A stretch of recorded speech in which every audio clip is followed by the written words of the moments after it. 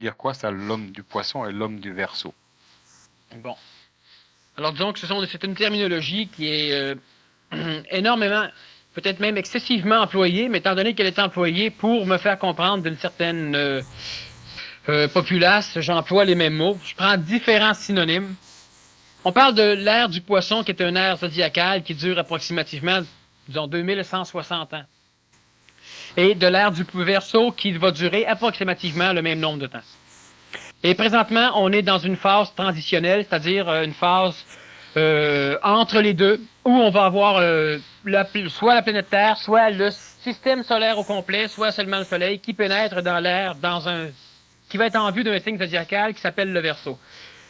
Lorsque je parle de l'homme nouveau, je parle de l'homme du Verseau, c'est étymologiquement. Ça n'a aucun rapport avec le Verseau, c'est pas astrologique le mécanisme.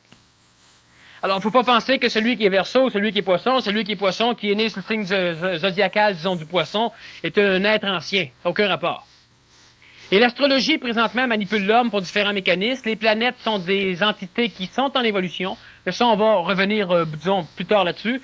Et les astres, ainsi que la Lune, manipulent la psychologie humaine, manipulent la psychologie collective de l'homme par différents mécanismes d'attraction des vents astrales planétaires, c'est-à-dire des vents de la psychologie planétaire. Et lorsque l'homme naît, l'homme est assujetti, apparemment, parce qu'il le veut bien, parce qu'il se complaît, à ce mécanisme giratoire des astres, donc à ce mécanisme de l'astrologie. Maintenant, l'homme nouveau se désassujettit complètement de l'astrologie. Il n'a plus besoin de savoir si Jupiter lui permet de penser pour penser. Tandis que l'homme du poisson reste assujetti à son signe zodiacal, à son ascendant, et effectivement, tant que l'homme le désire, cela fonctionne. C'est un mécanisme qui est réel. Les planètes influencent l'homme, parce que l'homme le veut. D'ailleurs, tout ce que l'homme a créé, que l'homme a placé dans le ciel de l'astral, influence l'homme, parce que l'homme le veut.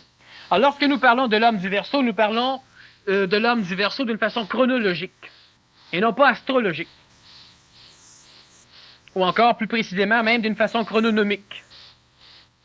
Donc tout simplement pour différencier deux époques, l'époque ancienne du Poisson et l'époque nouvelle du Verseau. Exactement. Disons que vu que l'ère du Poisson a duré 2160 ans, on peut aussi en parler de la psychologie phicéenne, de la psychologie de l'homme moderne, allé en reculant, qui n'a presque pas changé en dedans de ces 2000 années. Donc, lorsque nous parlons de la psychologie de l'homme du poisson, nous parlons d'une psychologie mémorielle, mémorisée par la collectivité évolutive, c'est-à-dire par l'homme qui a vécu pendant ces 2000 années et qui n'a jamais ou presque jamais voulu changer ses concepts de vision, ses mécanismes de perception, ses mécanismes de réflexion, et qui a toujours canalisé son énergie non pas vers le savoir, mais vers la croyance.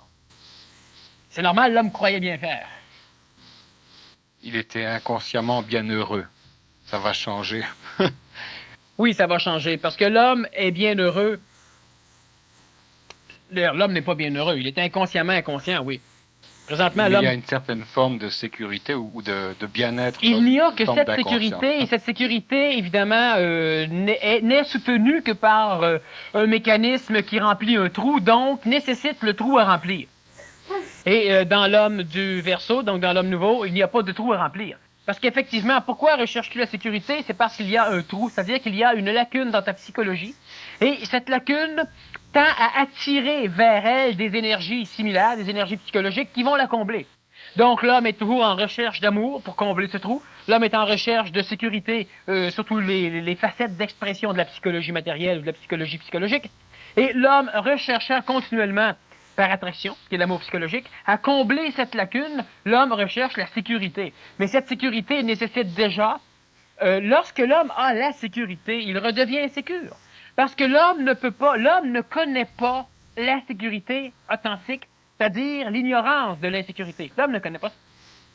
Et lorsque l'homme a cette sécurité, l'homme se sent insécure parce que l'homme vit un mécanisme nouveau chez lui. Et ce mécanisme nouveau le rend insécure, c'est-à-dire qu'il va canaliser des énergies de sa psychologie pour créer un nouveau trou, et de ce fait, l'homme va encore rechercher quelque chose pour le sécuriser. Mais l'homme ne peut pas souffrir une sécurité authentique.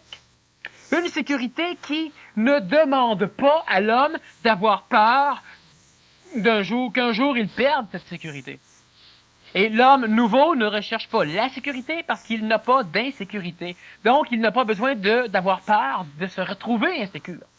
Donc du fait qu'il est assuré, il n'a pas à être rassuré, on pourrait dire ça? Si on peut dire oui, mais il n'est même pas assuré. L'homme nouveau le sait simplement, il le voit.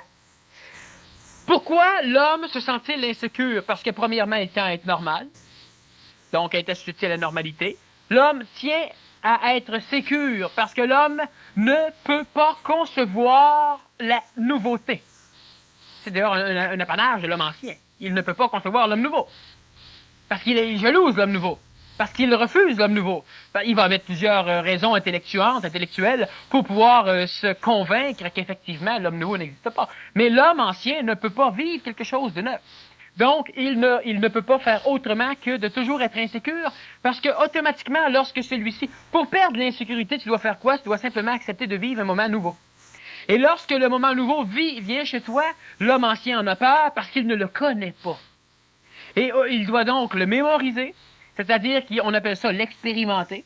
Et l'expérimentation nécessite l'arrêt de la vie pour la transformer en mort, en mémoire. Évidemment, il y a souffrance. Et l'homme perd le fil même de ce qu'il allait faire, le fil même de ce qu'il faisait, le fil même de son intelligence. L'homme sort complètement de son intelligence pour pénétrer dans l'intelligence de l'astral et continuellement, dans l'intelligence du passé, de la mémoire, et continuellement, l'homme tente d'expliquer son présent à partir de son passé. Et ça, c'est typique de l'homme ancien. Et l'homme ancien va même dire, oui, mais comment on ne peut pas expliquer quelque chose si on n'a pas nos mémoires? Ben, c'est ça qu'il a à faire. C'est qu'à un moment donné, l'homme n'aura plus besoin de ses mémoires. Elles seront chez lui. Mais l'homme ne fera plus référence à son bagage mémoriel pour essayer de comprendre ce qui lui arrive. L'homme va faire référence à rien. L'homme va se référer à ce qui lui arrive pour comprendre ce qui lui arrive. L'homme va avoir une connaissance instantanée, ce que nous pouvons appeler justement le contact avec l'énergie supramentale. Maintenant, nous reviendrons encore, comme on l'a dit tout à l'heure en décembre, sur ce mécanisme de contact supramental ou de fusion supramentale. Maintenant, l'homme, présentement, ne veut pas. Il ne veut pas parce qu'il est encore assujetti à la croyance, c'est-à-dire que l'homme croit que ça se peut pas. Qu'un jour, l'homme arrive à savoir sans l'expérimentation. Alors, l'homme a donc toujours besoin de vivre un événement, de l'arrêter, de le mémoriser. Et là, l'homme observe ce qu'il a mémorisé et l'homme dit, tiens, je vis ceci. Mais en réalité, il ne le vit plus, il l'a vécu. Et ce qu'il a vécu n'est même pas similaire à ce qu'il a mémorisé. Ce qu'il a mémorisé, c'est mort.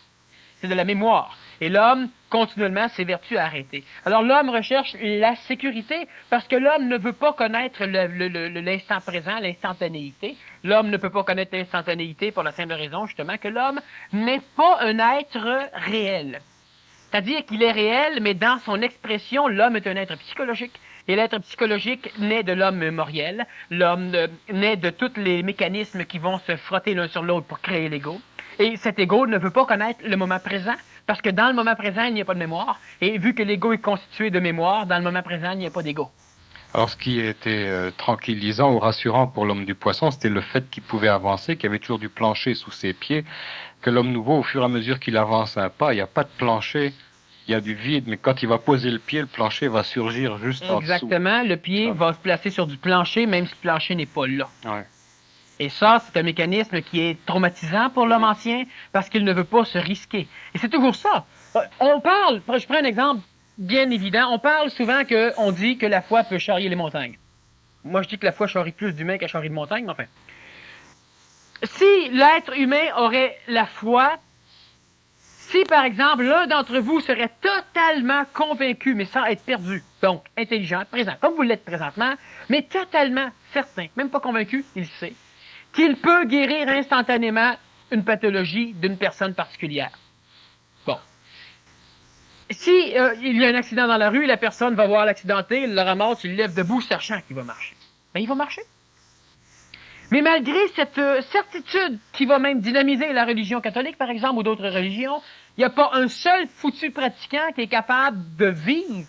Je parle de ton jésuite tout à l'heure, qui croit à la réincarnation, mais qui n'est pas prêt à mourir pour la défendre.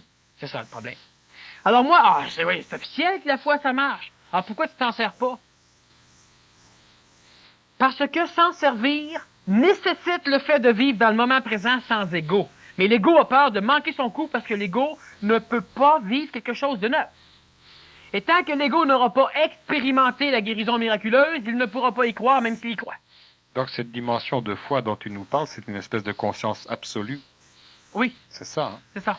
Non, pas une conscience spirituelle. Non, non, absolument pas. Ok. Ok. Une question aussi sur la normalité.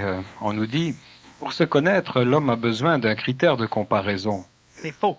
S'il ne faut pas se comparer aux autres, comment peut-on se connaître Comment soi-même? peut-on savoir si on est bon s'il n'y a pas de pied à côté de nous autres?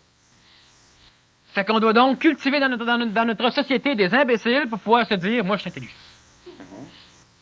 Parce que si tout le monde est intelligent, ben moi, je me dis, moi, je suis un imbécile. Mais moi, je reste exactement ce que je suis. J'ai pas besoin de savoir comment qu'un autre est pour savoir qui je suis ce que je suis, pareil. Que je me pense imbécile, que je me pense intelligent, je suis moi-même. Continue. Ok.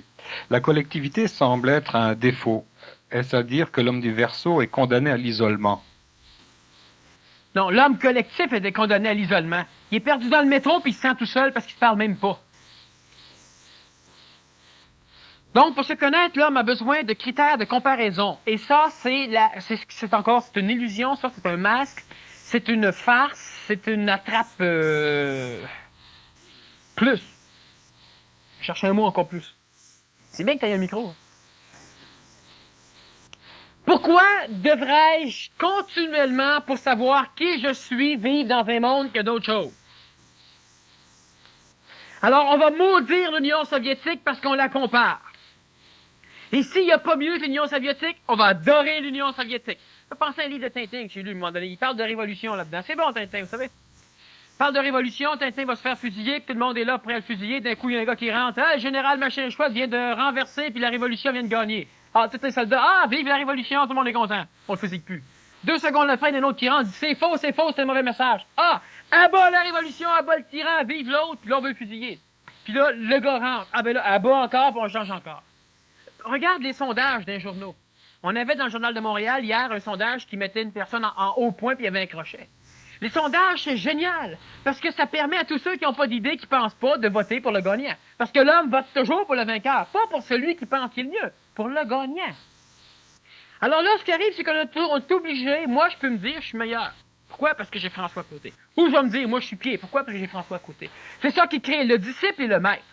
Puis le disciple ne veut pas être maître, parce que s'il est maître, il se compare à qui? Il va falloir qu'il se ramasse des disciples. Il va falloir qu'il se ramasse des fidèles, des caves, des pieds, pour pouvoir dire, moi, je suis intelligent. Puis si toutes les caves, les pieds s'en vont, il dit, crime, j'avais tort.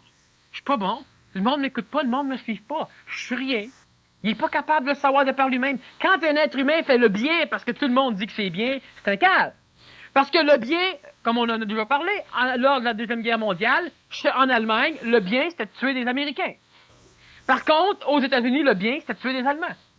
Le bien, c'était quoi? Ben, le bien, c'était par rapport à la collectivité. Alors moi, je sais pas si je suis bon ou mauvais. Moi, je suis ce que je suis. Et j'ai pas besoin de mettre des qualificatifs ou des quantitatifs pour pouvoir commencer à dire, tiens, j'existe. J'ai pas besoin qu'on me dise, t'es bon, pour savoir que je suis bon. Puis moi, je me dis pas que je suis bon, je suis moi-même. Je ne suis pas bon, je ne suis pas mauvais. Pour être bon, il faut que le monde me le dise, effectivement. Puis pour être mauvais, il faut que le monde me le dise. Mais moi, je suis hors de cette dualité maléfique du bon ou du mauvais. Je suis moi-même. Puis l'homme refuse tellement d'être lui-même qu'il veut absolument être ce que les autres vont dire qu'il est. Alors, on n'a pas besoin. Le culte du critère de comparaison, c'est l'homme qui est obligé de cultiver continuellement des génies et des imbéciles et des normaux pour pouvoir se placer quelque part. T'as-tu réussi ta vie? Ben oui, j'ai réussi ma vie. Pourquoi? Parce que j'ai fait telle chose. Et le critère fait que tu es dans la réussite de la vie.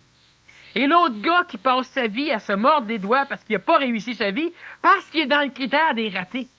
Mais il est-tu un raté ou s'il n'y en a pas? Quand il y a un mec, un imbécile qui est arrivé et qui a dit la Terre est ronde, il était d'un raté, mais d'un raté des ratés. On maudissait même la civilisation de la Wim au monde. Puis la Terre était ronde pareil, elle était pas plate. Mais lui-même vivait par son énergie une chance. On en a eu quelques autres. Il y a Benjamin Franklin qui était un raté, qui était un écueil, un récif. On a les États-Unis après ça qui sont sur son dos. Mais on n'a pas besoin de critères. Puis c'est toujours le même maudit problème. Ouais, mais moi, je pense pas, je comprends. Regarde, tout le monde dans la classe, ils comprennent tout, puis moi, j'arrive pas à suivre. Penses-tu que j'ai besoin du cours?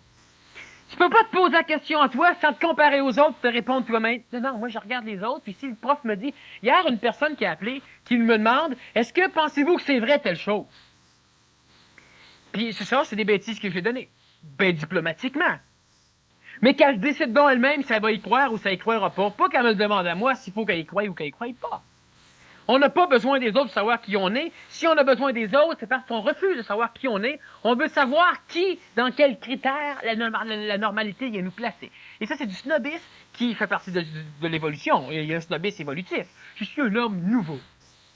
Bon, ça, c'est un imbécile nouveau. C'est pas un homme nouveau. Bon, tu sais, puis là, moi, j'étais un gars du poisson. C'est vrai que t'es un gars du poisson. Parce qu'il se culpabilise, puis même il trippe d'être là-dessus. Mais c'est pas un critère sanguin, c'est pas un critère de quoi que ce soit, le fait d'être ou de ne pas être. Sauf qu'on donnait des trucs tout à l'heure. Mais on n'a pas besoin des autres pour se comparer. Moi, je suis perdu en pleine jungle, puis je suis capable de savoir que je suis un homme.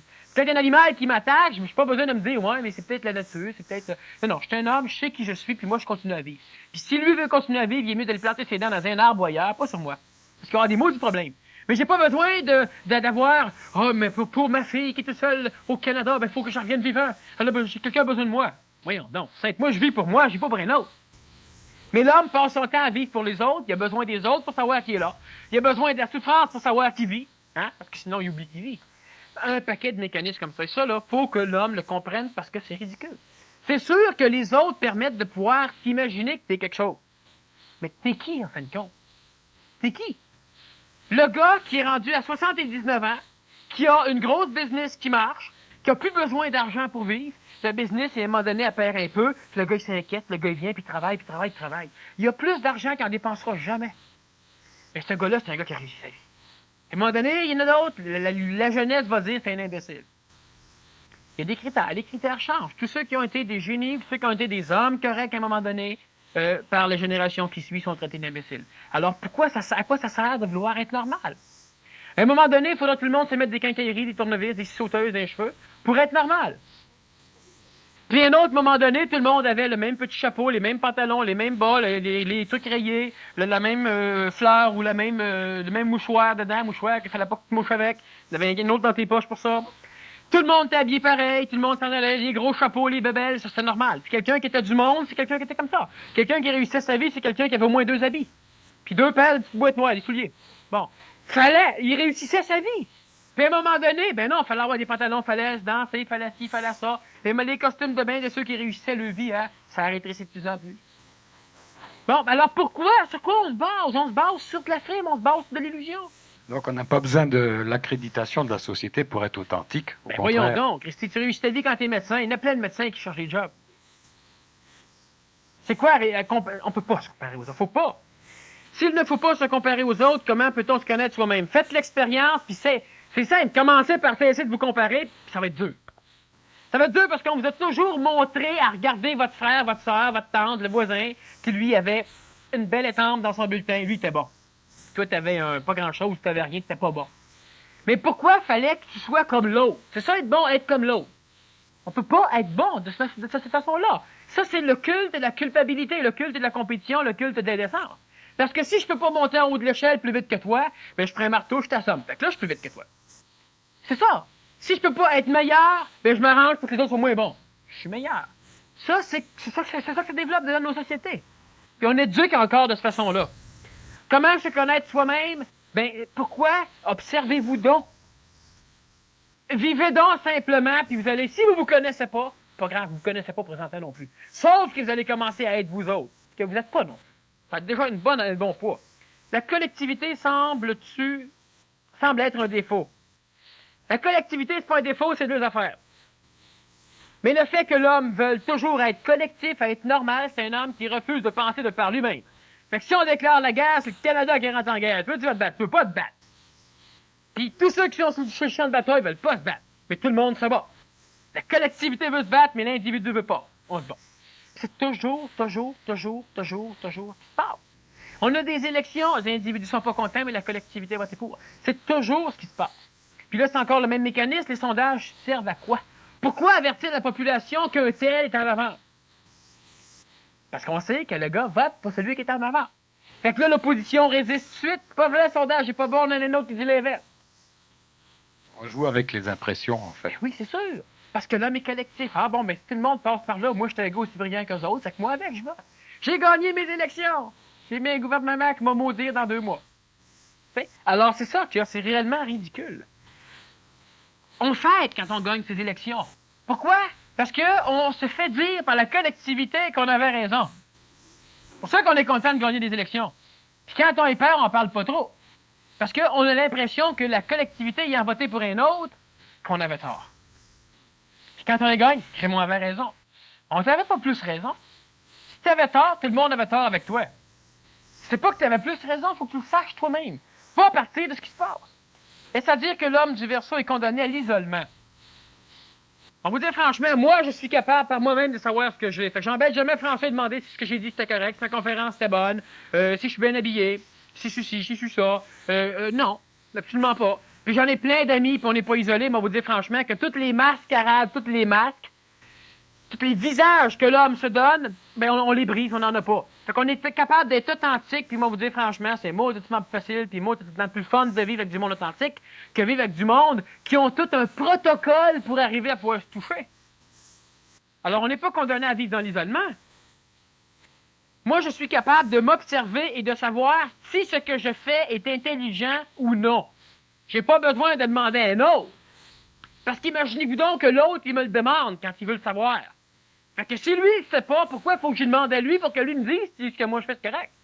Toi, tu me demandes si ce que tu fais c'est intelligent parce que tu le sais pas. Puis moi, je te demande si ce que moi je fais c'est intelligent parce que je le sais pas. On a l'air de deux bouts de niaiseux. Toi et deux, on le sait pas, puis toi et deux, on se le demande, toi et deux, on se croit, puis toi et deux, on embarque. Mais à un moment donné, il faudra qu'on se devienne un peu plus... On te demande ici, que pensez-vous de la théorie du docteur Joseph Murphy? Mais on ne parle pas de théorie, on ne l'explique pas. Non, Je pense que tu connais Joseph Murphy. Il y a un peu des mémoires, on trouve tout. Deuxièmement, croyez-vous dans le destin? Troisièmement, le hasard, c'est quoi? Quatrièmement, la chance, c'est quoi? La chance, c'est un conférencier qui va être au symposium dimanche. Alexandre, de son prénom. Alexandre Lachance, oui.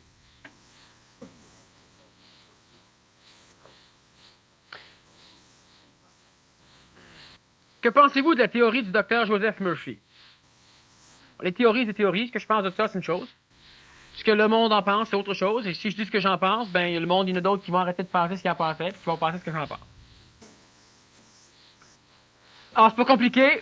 Disons que la théorie, pour instruire ceux qui ne le savent pas, c'est le positivisme. Les formes pensées positives, les projections. Donc, c'est à caractère un peu chrétien, mais c'est simplement d'essayer de voir la vie en rose au lieu de la voir en bleu. L'autosuggestion positive. De l'autosuggestion positive.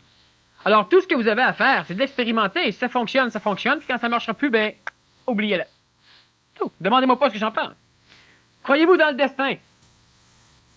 Chose qui est certaine, c'est que l'homme n'a pas de libre arbitre. Et on a fait des conférences antérieurement sur la destinée et le libre arbitre. Alors, la personne, s'il va avoir plus, je ne vais pas repasser là-dessus parce qu'on a déjà fait 2 heures de temps, puis encore, on a fini après la conférence, puis c'est pas enregistré. Le hasard, c'est quoi? La chance, c'est quoi? La chance, c'est réglé. Le hasard, c'est tout ce qui arrive à un être humain qui n'avait pas été prévu par l'être humain. Ça, le hasard. Et l'être, l'homme du Verseau, l'homme conséquentiel, n'aura plus d'hasard. Parce qu'il va être capable de savoir ce qui va arriver, puis il va être capable de le prévoir, donc de l'envisager. Il va être prescient. Et le hasard, c'est un mécanisme qui permet à la psychologie égoïque évolutive de l'homme de pouvoir s'excuser. Au lieu d'appeler des dieux comme on faisait dans l'Antiquité, on a fini par dynamiser une énergie qu'on appelle le hasard. Alors le hasard a fait telle chose. Mais le hasard, ça n'existe pas. Lorsqu'une feuille doit tomber d'un arbre, elle tombe d'un arbre. Tu passes en dessous en même temps, tu tombes sur la tête, tu appelles ça le hasard. C'est un mécanisme tout à fait normal d'évolution. Et lorsque l'homme prévoit, il dit ce n'est pas le hasard. Si tu vois la feuille tomber, tu prévois qu'elle te tombe sur la tête, c'est pas le hasard. Et si tu ne l'as pas vu tomber, elle te tombe sur la tête, c'est le hasard. La différence, l'homme n'a pas prévu ou l'homme a prévu. Le hasard, ça n'existe pas. Ce sont des choses qui doivent simplement arriver, qui arrivent. Parce que l'homme ne les prévoit pas, l'homme pense que c'est le hasard. C'est le mécanisme de roulette russe qui a amené quelque chose à quelqu'un. Parce que l'homme pense qu'il devait être capable de tout orchestrer lui-même. Ça fait longtemps qu'il essaye, et dans ce qu'il orchestre, il y a le phénomène hasard. C'est-à-dire le phénomène qui n'est pas orchestrable par l'homme et qui se produit, veut pas, malgré l'homme. Le hasard, ça n'existe pas. La chance, ça n'existe pas non plus. C'est bien simple. Acheter le billet qui gagne, d'aller gagner, c'est pas de la chance. Mais parce que l'homme ne sait pas quel billet va gagner, il achète n'importe quoi. Il appelle ça le hasard. C'est ça la chance. Tout ce que l'homme entreprend, la chance, c'est l'homme qui se la fabrique, qui se l'amène, et moins l'homme est capable d'être écologique, moins l'homme est capable d'être conséquentiel, moins l'homme est capable d'entrevoir, de voir ce qu'il fait, de s'arranger pour que ça marche. On a des hommes d'affaires. On a un homme d'affaires, à un moment donné, qui, après la Deuxième Guerre mondiale, a acheté un paquet de bateaux à 1$ puis à 50 cents chaque. Des gros bateaux tout rouillés. Et il a payé, lui, un endroit dans 20 ports pour qu'on les conserve. Il payait régulièrement tous les années 150$ pour garder une flotte de 30 bateaux, disons. Bateaux tout rouillés, des bateaux qui ont servi au transport des troupes parce qu'on en a fabriqué pendant la Deuxième Guerre et après ça, on ne sait plus quoi faire avec. Il les a conservés. C'était-tu le hasard ou c'était la chance? Rien. Puis à un moment donné, on a démoli des bateaux. Ceux qui n'ont pas été vendus, on les a tout démolis. Pour relancer l'économie, il fallait recréer des bateaux. Lorsqu'on a relancé l'économie navale, ben là, évidemment, on a démoli suffisamment de bateaux pour qu'on ait des demandes. Lorsqu'on a relancé l'économie navale, ça l'a reparti, le monde voulait avoir des bateaux maintenant. Et lui a commencé à vendre ses ferrailles. Et pas 50$, 50 cents ou une pièce. Là, on parlait de demi-million de dollars. Et il en a vendu suffisamment, il en a conservé certains, parce qu'il a entrevu quelque chose. C'est que l'homme, après ce boom de la Deuxième Guerre mondiale, voulait relancer l'économie planétaire et on a lancé le contexte, on l'a poussé sur le contexte d'achète et serre-toisant, qu'on appelle la consommation, mais il y a un autre mot qui est encore plus pire que ça, qui est la dépense inutile, enfin la perte, enfin la consommation. Et lui s'est dit, l'homme va avoir besoin de pétrole. Alors il a conservé quelques bateaux qu'il a transformés en pétroliers. Et avec l'argent qu'il avait, il a été un des premiers à commencer à acheter des pétroliers, à construire des pétroliers. C'est la chance ou le hasard, puis c'est un gars qui était pauvre. C'est un gars qui était l'un des plus gros milliardaires de la planète Terre. Il aurait même pu acheter des pays au complet. Et c'est la chance ou le hasard, d'autres personnes y vont, ils s'essayent. Tu ouvres un magasin sur les coins de rue, tu achètes quelques cossins, puis tu espères que ça va marcher. Crime. Quand tu fais quelque chose, tu espères que ça va marcher, fais-le pas. Parce que si tu espères, c'est que tu laisses tout ça au hasard. Tu n'as pas entrevu, tu n'as pas calculé, tu n'es pas sûr ou presque à 100% sûr. Et qu'est-ce que c'est le hasard qui va rester, ce que tu n'as pas vu? Pas du hasard. Le fait que la clientèle n'aime pas ce que tu vends, c'est pas un hasard. C'était déjà chez eux autres. Ce n'était pas prévu par toi. L'homme doit s'orchestrer, puis l'homme du Verseau va de plus en plus s'orchestrer de cette façon-là. Est-ce que le fait de penser beaucoup nous enlève de l'énergie, ou bien s'il nous permet de nous poser des questions et d'évoluer? Ça fait les deux. Le fait de penser beaucoup nous ôte énormément d'énergie, et le fait de penser un peu nous permet de nous poser des questions et d'évoluer. Évoluer, disons, de s'améliorer. L'amélioration évolutive de l'être du Verseau, ce sera simplement par l'efficacité, va transparaître par l'efficacité et par l'économie d'énergie. Alors évidemment, si on pense trop écongaffer de notre énergie, il y a un problème. Le fait de se laisser penser, le fait de penser à n'importe quoi, sans aucune relation, l'homme doit se poser des questions et doit s'évertuer à y répondre, mais il doit surtout penser dans l'action. Il ne doit pas être un être qui médite. Il doit penser dans l'action, c'est-à-dire en vivant quelque chose. Donc, il ne doit pas se refuser le luxe de vivre des événements nouveaux. Ce que l'homme ancien fait, ce que l'homme ancien fait, la peur des choses nouvelles. Donc, le fait de penser, moi, je ne pense pas souvent. Les seules fois où je vais penser, c'est lorsqu'on me pose des questions. Enfin, je ne pense même pas, je réponds. C'est plus rapide. Les seules fois où je vais penser, ça va être soit pour m'amuser, pour me distraire, me divertir, soit pour essayer d'envisager les conséquences de certains mouvements, on pourrait appeler des actions, que d'autres ou que je vais poser. Et de plus en plus, je ne penserai pas, parce que je vais savoir en même temps que je vais voir l'action, que cette action-là, elle est correcte, ou que cette action-là est une farce.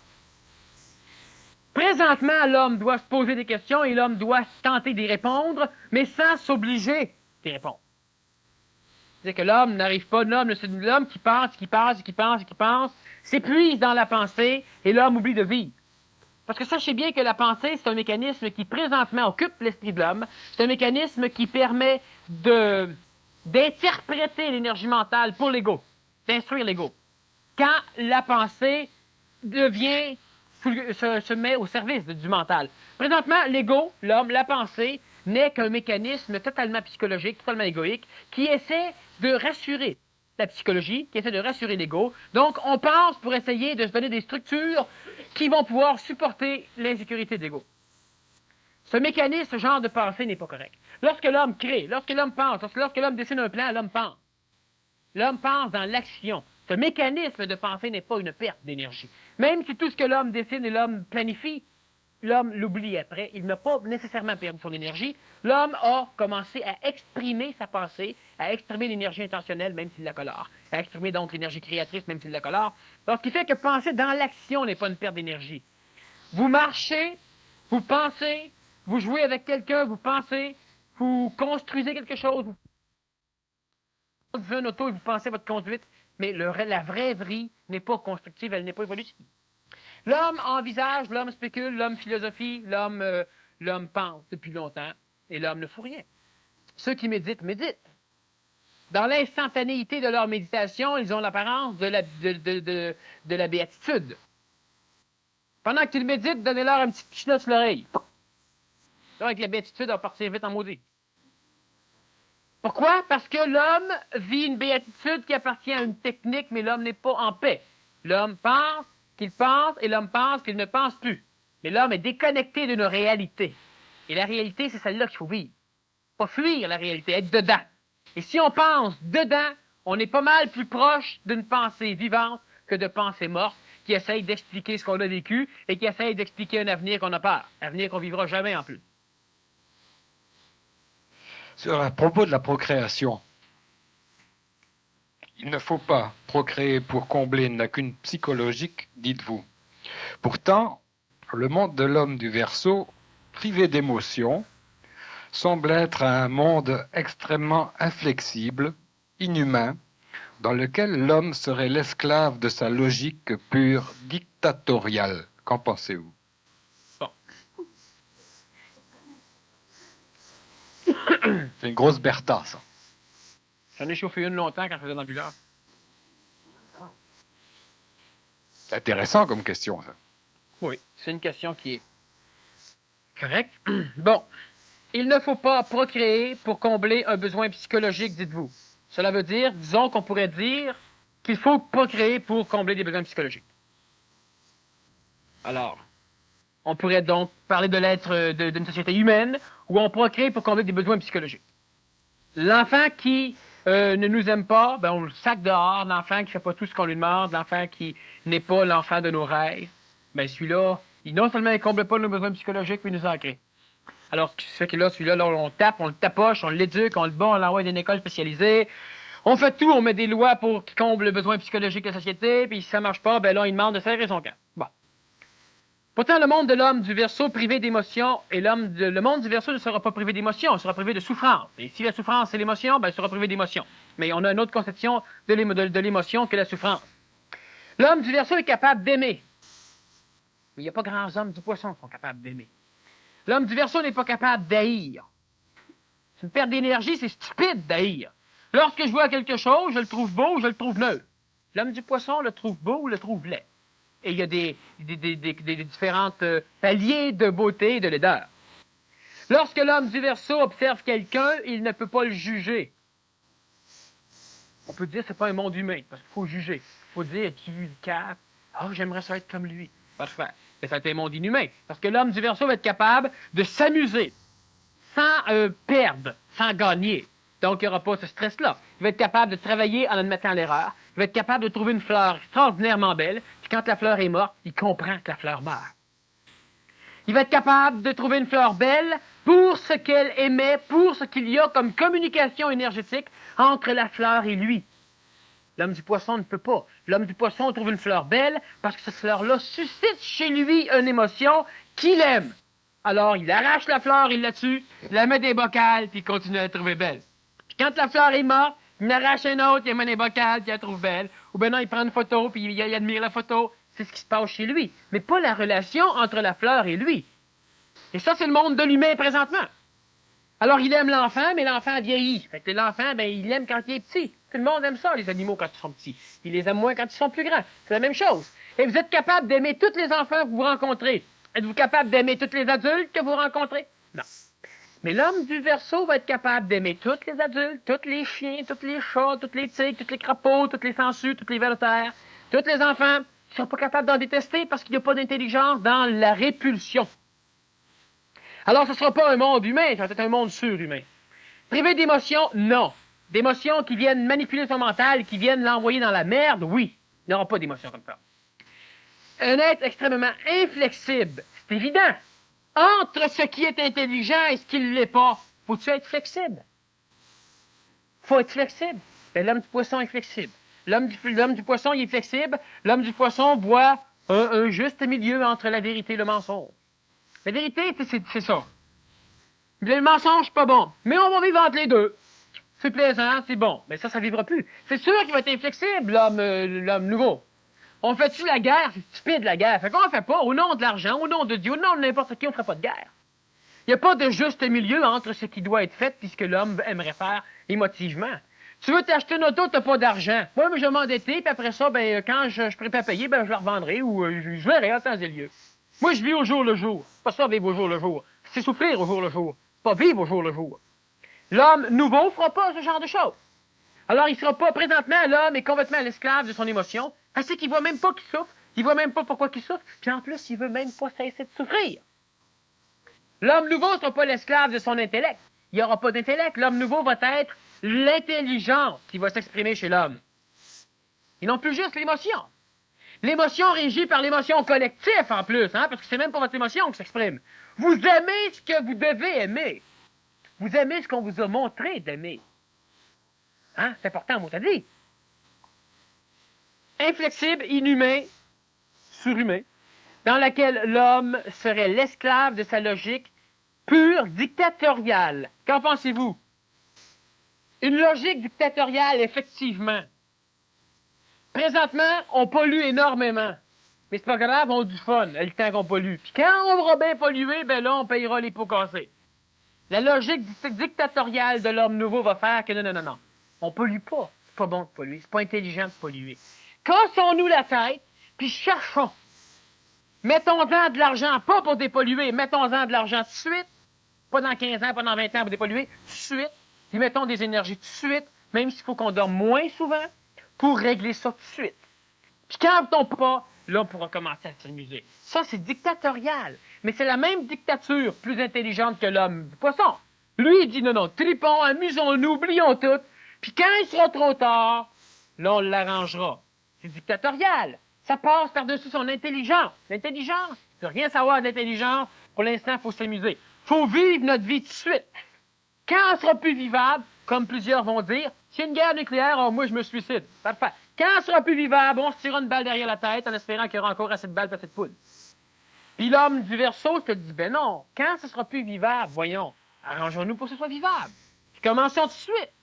Ouais, mais l'air n'est pas encore assez impur pour dire que, non. Mais attendons pas qu'elle soit irrespirable pour commencer à penser qu'elle n'est pas respirable. Faisons-le tout de suite. L'homme va jouir de la vie comme l'homme n'a jamais joui de la vie. Puis quand l'homme va avoir un enfant devant lui, l'enfant va être heureux. Pas parce qu'on va l'avoir éduqué être heureux. Pas parce qu'on va lui dire, crime, t'as tout, tu dois être heureux. Non, t'as pas tout. Parce qu'il va être dans son énergie. Il va dormir, il n'aura pas peur. Il va sortir, il va savoir quand il veut sortir. Il va aller dans la campagne quand ça va être en paix, puis il va aller apprendre. Il va s'instruire parce qu'il va comprendre l'intelligence d'apprendre. Pas parce qu'il est émotif, parce qu'il a peur des volets que son père va lui donner. C'est pas pour ça qu'il va aller à l'école. Il va aller à l'école parce qu'il va comprendre. Puis ça, ce mécanisme-là, ben, il commence déjà. Et c'est pas un mécanisme inhumain, c'est un mécanisme surhumain. L'homme n'a jamais été humain. Si on veut dire par humain que c'est humain à un moment donné de battre son enfant parce que t'en as par-dessus la tête, parce que t'es trop humain pour dire à ton boss ce que t'en penses, ben tu bûches ta femme quand tu rentres. C'est ça être humain. C'est pas être l'esclave dictatorial de son émotion. Mais j'aime mauditement mieux, moi, être l'esclave de mon intelligence qui va me dire, je rentre à la maison, le patron, c'est autre chose. Je rentre à la maison et c'est intelligent qu'il y ait une harmonie dans la maison. Ça me plaît, ça le plaît. C'est intelligent. Alors moi, je rentre, puis je m'amuse dans l'harmonie qu'on a besoin là. Pas parce que je veux être un bon père de famille, pas parce que je veux bien paraître mes voisins, pas pour aucune foutue raison, parce que je vois que c'est intelligent. Fait que quand je rentre, là, puis que ma fille vient me voir, puis qu'elle me dit quelque chose, puis que moi, ah oui, mais là, non, ta mère, là. Je fais pas ça parce que je suis pas émotif. Pas émotif dans le sens que l'humain l'est, je me fais pas charrier par mon émotion. Alors oui, j'ai besoin de créer une harmonie. J'en ai besoin si je suis encore un peu psychologique, mais j'ai suffisamment d'intelligence pour comprendre que j'en ai besoin. Alors je vais créer et je vais fonctionner en harmonie. Je ne serai pas individuel dans le sens où je vais être rejeté ou être tout seul physiquement, mais être individuel dans le sens où je vais penser moi. Si un tel ne comprend pas l'intelligence telle chose, moi je le comprends pareil. Présentement, si la collectivité ne la crédite pas, on n'embarque pas. Ça, c'est pas correct. Parce que la collectivité, elle attend que la collectivité la crédite pour la créditer. Fait que, on ne la crédite pas. Alors, c'est pas un monde inhumain, c'est un monde qui est mauditement plus humain que ce qu'on a connu là. Présentement, on n'a pas de monde humain. Un monde humain, un monde intelligent par la logique, et éduquerait la population, les enfants entre autres et les adultes, que l'homme doit être en santé. Présentement, c'est une philosophie, ça, que l'homme doit être en santé. On n'éduque pas. C'est une philosophie qui devrait être vécue, qu'on prône un peu. Mais les médecins ne croient pas à ça. Pas grand monde qui croit à ça. On a un autre mot de philosophie à part de ça qui dit que lorsqu'une personne est magnétiseur, puis qui charge, elle fait de l'argent sur le dos des malades. C'est un petit apport, puis ça me tente de le dire, ça me plaît. Fait de l'argent sur le dos des malades, c'est pas correct, ça. Tu sais, je suis magnétiseur, quelqu'un me touche, on me guéri, puis moi je charge 500 piastres. Ouais. Ben, les médecins font ça. Les infirmières font ça. Le personnel médical fait ça. Ils font de l'argent sur le malheur des autres. Les psychologues font ça. Puis le gars qui n'a pas de char, quand il l'achète, ceux qui font des chars font de l'argent sur le malheur des autres. C'est ça. Être intelligent, c'est de comprendre aussi la valeur de l'argent, de l'énergie de ce mécanisme-là, pour qu'on cesse à un moment donné d'être des humains pauvres, des humains chialeux, des humains qui vont peur, des humains qui critiquent tout le temps, des humains qui sont remarqués. Mais si on devient intelligent à un moment donné, on va avoir des émotions. C'est-à-dire qu'on va être capable de voir les choses qui sont belles. Mais la chose à part, c'est normal à vie. À vie, elle naît, à vie, elle meurt. Ça, c'est normal. Puis moi, je continue à vivre, je vis. Je broille pas sur mon passé parce que je suis humain. Je vis parce que je suis surhumain. Puis l'humanité, c'est pas une lorque, un écueil, un récif, c'est pas un être médiocre, c'est ça que l'homme pense, c'est ça que l'homme s'instruit et s'auto-instruit de cette médiocrité humaine. C'est pas ça pantoute. L'être du Verseau, c'est pas un être qui va être anti-émotion, c'est un être qui va être intelligent. Alors quand ton chien vient te voir et il veut avoir un peu d'affection, tu lui en donnes, c'est intelligent. Puis toi, ça va te plaire. Pourquoi ça te plairait pas? Tu vas aimer ça. Puis quand tu rentres puis ton chien commence à être dépendant, tu rentres, tu l'appelles, il veut pas venir te voir, ça il tente de rester couché. Parfait. T'en souffres pas. Tu t'assois, puis t'es aussi bien. Puis ça, c'est l'être normal va changer de chien si son chien l'aime pas. Il peut pas changer d'enfant. Fait qu'il tape dedans. Bon, accroche-toi bien là pour la prochaine question. En 3 volets, la mets ta ceinture. C'est intéressant. On a l'impression que ça ne fait pas partie de la conférence, mais il y a un lien. Que pensez-vous de la vasectomie comme méthode contraceptive? Est-ce qu'un homme vasectomisé conserve son énergie quand il éjacule? Troisièmement, quel est l'effet de la vasectomie sur la psychologie de l'homme?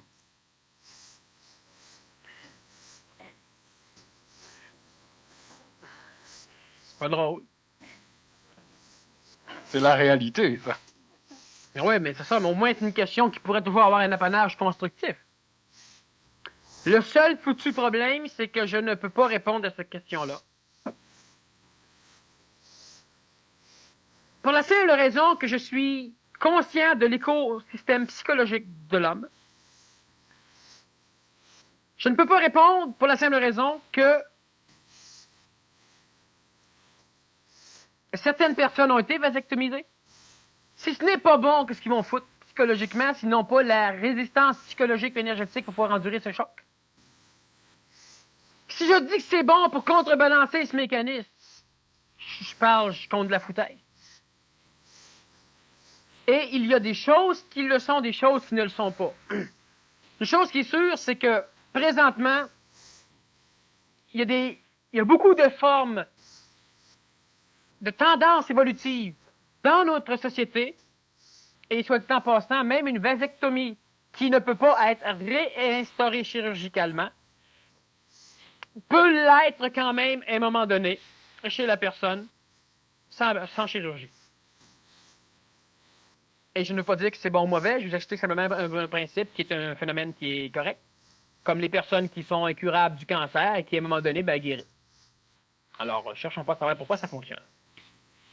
Lorsqu'on est rendu à stériliser l'être humain, parce que l'être humain recherche continuellement des mécanismes psychologiques, lorsque je vous disais lors de la conférence de séparation des corps, que l'être humain n'a pas de corps physique, il n'a qu'un corps psychologique. Et que pour le plaisir psychologique, il fait subir à son corps physique immensément de phénomènes, et on sait très bien que le corps physique est le véhicule qui permet l'expression du corps psychologique. Et plus on altère le corps physique, plus on altère le corps psychologique. Alors, c'est évident qu'un être qui a une altération physique change. Prenez de la boisson, vous n'êtes plus psychologiquement le même. Droguez-vous, vous n'êtes plus psychologiquement le même. Qu'est-ce que vous transformez? Votre nature physique. Au niveau énergétique, l'énergie sexuelle, ce n'est plus ce qui privilégie, ce qui est de prime importance chez l'homme du Québec. Parce que pendant longtemps, l'énergie vitale, l'évolution vitale se faisait du bas vers le haut. Donc, d'un centre d'énergie qui était en corrélation avec les glandes surrénales, donc le centre qui s'appelle le Muladhara, que certains pensent, disons, relié aux glandes sexuelles, mais ce n'est pas celui-là. L'énergie passait du bas vers le haut. La conscientisation humaine, présentement, se fait à l'inverse, du haut vers le bas. D'un contact non plus tellurique planétaire, mais d'un contact supramental vers la planète. Parce que l'homme, physiquement, planétairement, est constitué. Il n'a plus à faire constituer. Alors, lorsque nous perdons de l'énergie sexuelle, ce n'est pas parce qu'on est vasectomisé ou non.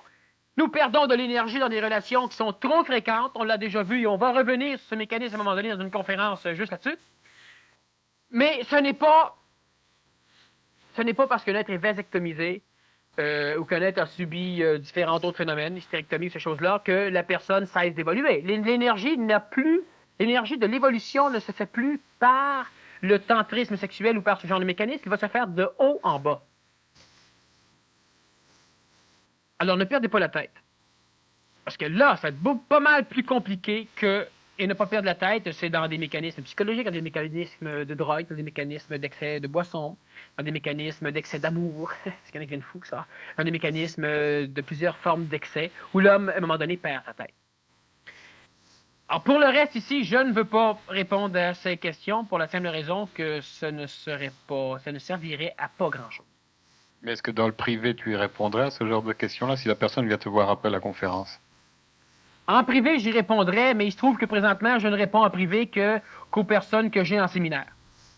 Pour la simple raison que je les connais mieux. Énergétiquement, je les perçois bien. On a la possibilité d'élaborer longuement sur un sujet. De cette façon, on ajuste convenablement, comme le séminaire PMC, comme celui qu'on fait la semaine prochaine. En privé, il y a plusieurs choses qu'on va faire, où on va pouvoir jaser de choses que je ne peux pas faire en conférence. Alors, ce qui fait que je ne fais pas de consultation privée. Les seules fois que je rencontre des personnes en privé, c'est les personnes qui sont en séminaire ou les personnes qui font le PMC, parce qu'ils sont suffisamment ajustés. Je les connais, donc je sais ce qu'ils peuvent prendre, ce qu'ils peuvent ne pas prendre. Je sais aussi ce qu'ils veulent savoir, même s'ils me posent une question qui est complètement différente. Et on travaille beaucoup plus sur le mécanisme humain, réel de l'être humain, plutôt que sur la farce psychologique qui t'a exposée. Alors, si une personne me pose une question, ce n'est pas nécessairement à sa question que je vais répondre. Je vais répondre beaucoup plus sur ce qu'elle a besoin pour pouvoir se transformer.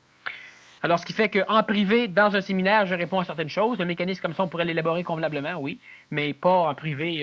Je ne fais pas de consultation ou d'assujettissement, si on peut dire. Lorsqu'il y a fusion, est-ce qu'il y a autonomie des 4 corps régis par le mental? Tu as déjà dit qu'une fusion peut bloquer le processus d'évolution. Est-ce que c'est parce que ce n'était pas la même sorte de fusion? Exactement, oui. C'est que, donc, cette personne ici a suivi d'autres conférences peut-être un peu plus spécialisées.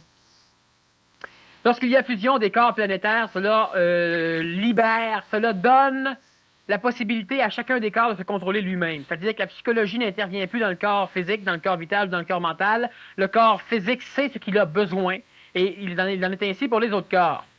Lorsque j'ai parlé que la fusion pouvait être un blocage de l'évolution, je parlais de la fusion supramentale dans un cadre égoïsé supramental par l'être planétaire. Donc, je parlais de la création des maîtres du monde.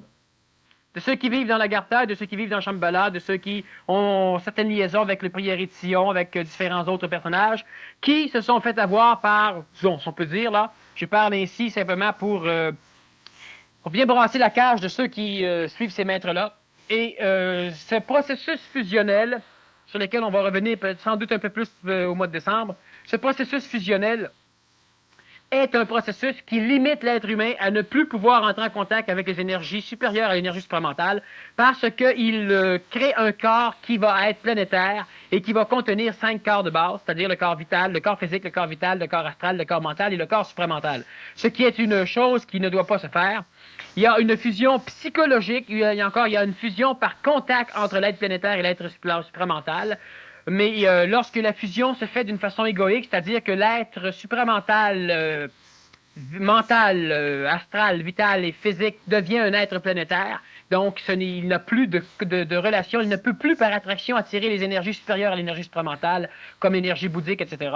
Cet être-là a un blocage évolutif, il devient donc ce que nous appelons les maîtres du monde, et ils ont, ces maîtres du monde, comme fonction d'empêcher l'évolution humaine vers l'énergie supramentale. D'une façon normale, ils ont comme fonction de forcer l'être humain à se fusionner, donc à devenir des maîtres du monde, pour pouvoir créer un clan suffisamment puissant pour enfin se libérer de ce marasme évolutif. Alors donc, je parlais donc d'une fusion totalement différente de la fusion des corps planétaires. Pour harmoniser les corps, votre suggestion est-elle de sortir toujours l'émotion de notre pensée, de notre parole, ou y a-t-il d'autres méthodes pour arriver à voir clair à travers notre ego psychologique? Bon, pour répondre à ce genre de questions, je reviens encore sur les séminaires, c'est que je donne des séminaires spécialement conçus pour permettre aux personnes d'intégrer la décoloration de leur psychologie tout en gardant leur émotion. Alors, ce qui fait que je ne peux pas répondre en conférence simplement comme tel si, pour harmoniser les corps, je ne suggère pas de sortir toujours l'émotion. Disons que brièvement, il y a chez l'homme un seul mécanisme d'état de conscience. Il y en a un. Pas 50, il y en a un. Faudra que l'homme développe 4 mécanismes d'état de conscience, 4 autres mécanismes d'état de conscience. Présentement, dans ce seul et unique mécanisme d'état de conscience, la seule voie par laquelle l'homme peut être conscient, c'est à l'intérieur de ce qu'il appelle sa pensée. Lorsque l'homme est conscient de son corps, il ne peut pas penser à d'autre chose. Alors, si je prends un marteau et que je vous enfonce un clou dans le pied, vous ne pouvez pas méditer. Vous ne pouvez pas penser à vos problèmes professionnels, vous ne pouvez pas penser à la couleur de votre auto, vous ne pouvez pas penser à rien. Pourquoi? Parce que la conscience corporelle habite la pensée. Lorsque l'homme a une conscience dans cette pensée qui est émotive, il ne peut pas avoir de conscience intelligente. Et lorsque l'homme a une conscience intelligente, il n'a pas de conscience émotive. Et de ce fait, lorsque l'émotion tente de venir s'intercaler dans la conscience à travers l'expression du mental, il colore le mental. L'ego pense qu'il vient de raisonner intelligemment alors qu'il a raisonné d'une façon colorée.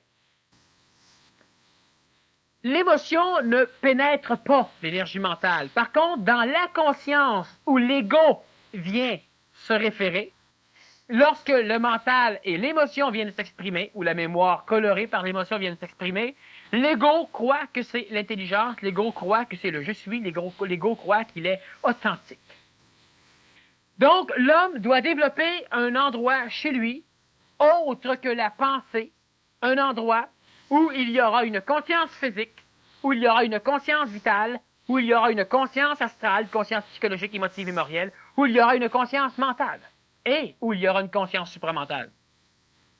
Maintenant, élaborer sur ces techniques dans une conférence, je ne peux pas le faire parce que c'est long. Et en plus, je dois avoir un tableau, plusieurs choses. Il y a des choses qu'il faut expliquer pour que l'homme comprenne. Et vous devez surtout pouvoir affiner au bout.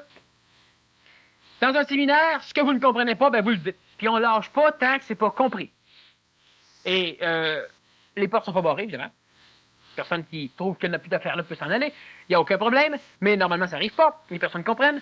Et on finalise. Chaque personne arrive au bout, il doit comprendre. Et après ça, on passe à un autre processus. Et de cette façon, les personnes peuvent commencer à vivre et à intégrer un peu plus ce qui se passe. Mais dans une conférence, je ne peux pas parce que là, on répond à une question sur papier. Et si je réponds et ce n'est pas compris, il n'y a pas d'autres questions, sauf toi, lorsque tu peux canaliser l'énergie de la salle, ou tu peux intégrer et poser une question, disons, au nom de la salle, mais c'est au nom de la salle de l'ensemble. Alors, ce qui fait qu'il y a différents mécanismes. qui sont faciles, mais qui nécessitent quand même un travail, une compréhension et une expérience, une initiation, on pourrait dire, une expérimentation d'un mécanisme pour pouvoir arriver à l'intégraliser. Alors, ce qui fait que c'est surtout en séminaire que je réponds à ce genre de choses. Es-tu plutôt sensible aux compliments ou aux reproches? Présentement, je suis extrêmement sensible quand on me pince un doigt, on me tire l'oreille, on lance une boule de neige. On va vérifier ça, ton degré de sensibilité ou d'intégration des reproches. En voilà tout un. Conférence pas assez simple ni précise. Mots trop compliqués. Pas assez d'exemples vécus pour comprendre le sens. Ça devient stressant à écouter à la vitesse que c'est dit. J'ai juste 2 heures pour parler. Disons que, personnellement, moi, ça ne changera pas mon type de conférence. On enregistre sur cassette, c'est pas pour rien. Et en plus, sachez bien que je ne parle pas de façon à ce que vous mémorisiez tout ce que je dis. C'est une vraie farce. La conférence est beaucoup plus énergétique. Et ce qui se passe chez l'homme va être beaucoup plus énergétique, un caractère beaucoup plus énergétique qu'un caractère didactique. Si la conférence ne semble pas précise et que les mots sont compliqués, c'est que la conférence est très précise. Mais que les mots étant compliqués, les mots n'étant pas assez simples, la conférence n'étant pas comprise, elle paraît compliquée ou paraît trop simple. Alors, il faut bien comprendre que ça ne change rien à rien, sauf que c'est beaucoup plus énergétique. On a des personnes qui viennent de temps en temps, d'ailleurs, il y en a peut-être même ici ce soir dans la salle, qui viennent, à l'époque, on avait des tables, et qui venaient tous les conférences, tous les vendredis, dormaient toute la conférence, s'en allaient. Et ils étaient mieux, de mieux en mieux. Physiquement, psychologiquement, vitalement et tout ça. Ils ne comprennent rien. Ils achetaient les cassettes et chez eux, ils réécoutaient par la suite. Alors, ce qui fait que je fais un travail, je sais ce que je fais, et si le travail n'est pas nécessairement compris, ça, c'est pas plus grave que ça, le temps arrange les choses, mais la conférence, elle est compliquée, elle n'est pas simple, parce que les mots sont compliqués, parce que les mots se veulent précis. Et on a des enregistrements, d'ailleurs, même qu'on donne la première partie de la conférence à celui qui achète déjà un billet, alors ce qui fait que la conférence, il l'a gratuitement. Spécialement, pourquoi qu'on fait un spécial comme ça? C'est pas pour attirer le monde, ils viennent quand même. Ils achètent leur billet quand même, puis ils viennent quand même. Le monde, il n'y a pas une conférence parce qu'il y a une cassette gratuite. La conférence n'intéresse pas, la cassette non plus. On fait ce spécial spécialement, justement, pour que la personne puisse réécouter après, parce qu'au niveau de la conférence, c'est quelque chose qui est beaucoup plus vivant, qui est énergétique, qui n'est pas didactique. Bon, il y a donc un temps d'intégration, et puis tu sembles dire qu'il y a un transfert d'énergie, transfert vibratoire d'énergie que tu fais dans la salle, là, au travers de la parole. Au travers de la parole, et c'est pour ça aussi qu'on a un salon de ce genre, parce que les énergies sont conservées, les énergies sont particulières, et les personnes vont comprendre des choses après, demain, après-demain, après-après-demain. À un moment donné, ils vont comprendre des choses comme ils ne les ont pas vues. Et ce n'est pas grâce à moi, c'est grâce simplement à l'énergie que tout le monde on peut constituer dans le salon. Et moi, pour ne pas briser, parce que, évidemment, je pourrais prêcher, je pourrais répondre d'une façon plus lente, je pourrais aborder, pour laisser le temps au monde d'intégrer, des exemples plus concrets, plus pratiques. Mais à un moment donné, ça n'aurait plus la teneur énergétique que ça a. On le sent. La personne s'en irait. Non, je pourrais accélérer un peu. Mais qu'est-ce qui se passerait, c'est que vous comprendriez tout. En comprenant rien, tout le monde intellectualiserait. Ce serait engrangé Puis dans là, la c'est mémoire. vachement dur d'intellectualiser ce que je dis. La seule affaire qu'on peut faire, c'est de dire « Ouais, mais c'est trop intellectuel, ton affaire. » Moi, m'a dit « As-tu compris quelque chose? » Non, c'est pas intellectuel. T'as rien compris, c'est pas intellectuel. Sinon, tout le monde dirait « Oui, oui, et partir de là avec plein de mots, plein de concepts, plein de choses. » Et il ne pourrait pas l'appliquer. Et moi, je m'applique justement à m'arranger pour que le monde ne retienne pas ce que je dis. Il y a des cassettes qui le retiennent suffisamment mieux que autres. Et c'est surtout parce que je ne veux pas être intellectuel. La personne qui a une affinité intellectuelle à suivre exactement ce que je dis à la même vitesse, parce qu'elle parle aussi vite que moi ou qu'elle pense très vite, ben c'est presque une lacune parce qu'elle va intellectualiser, elle ne pourra jamais l'appliquer. Alors, évidemment, je me force pour parler vite. Bon, il y a tout un processus intéressant là, à décortiquer. Il faudra qu'on fasse un jour une interview là-dessus. Il reste quelques questions, mais on ne pourra pas les poser de toute façon. Il y en a une ou deux qui sont illisibles. Celle-ci, tu as répondu concernant le destin, tu en as parlé. Faire un tableau des différents comportements entre l'homme ancien et l'homme nouveau, on fait que ça. Et puis, Une autre qui concerne ton projet du village scientifique. Là. Alors ça, cette personne-là, je préfère qu'elle te le pose en particulier, puis ça concerne l'OFSA. Peux-tu nous toucher un mot sur le symposium qui aura lieu dimanche ici, ta participation et qu'est-ce que tu vas La faire? conférence, quelque chose, une conférence qui a été demandée longtemps, c'est sur les thérapies intelligentes. C'est un symposium, disons, médical sur les guérisons intelligentes. Il y a plusieurs conférenciers, mais moi, ce qui m'intéresse surtout, c'est les thérapies intelligentes. Alors, je vais aborder des mécanismes nouveaux pour entrevoir la santé au lieu d'entrevoir la guérison.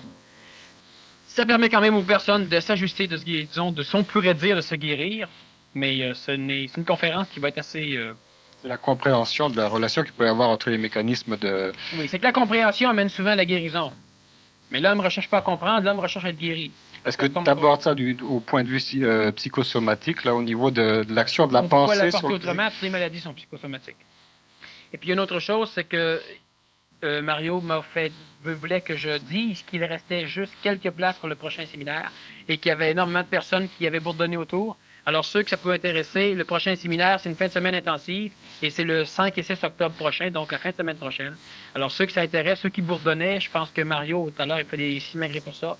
Bourdonnez pas trop, parce que sinon, ça va aller à pas mal plus tard, parce que moi, je déguerpille un bout de temps.